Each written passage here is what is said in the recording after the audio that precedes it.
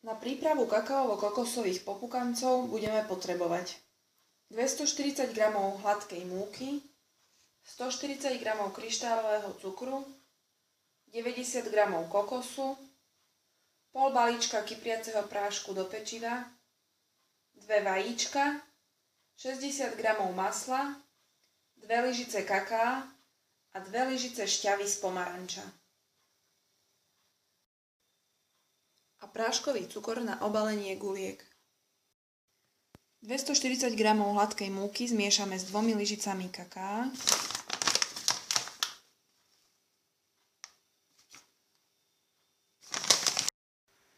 Pridáme pol balíčka kypriaceho prášku a 90 g kokosu. Premiešame spolu. Primiešame 2 lyžice pomarančovej šťavy.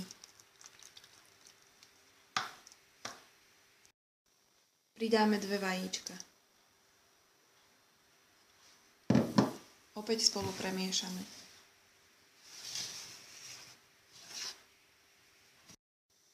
...140 g kryštálového cukru zmiešame so 60 g zmäknutého masla.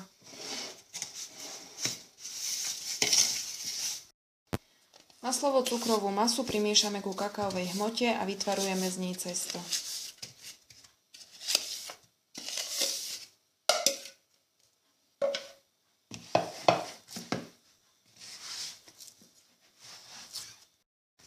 Cesto je hotové a teraz z neho ideme tvarovať guličky, približne veľké ako vlašský orech.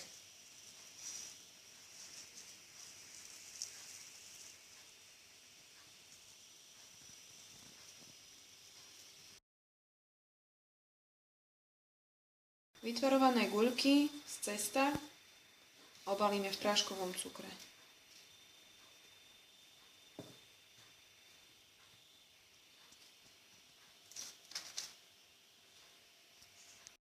Dáme piecť do prehriatej rúry na 15 až 20 minút na 160 stupňov.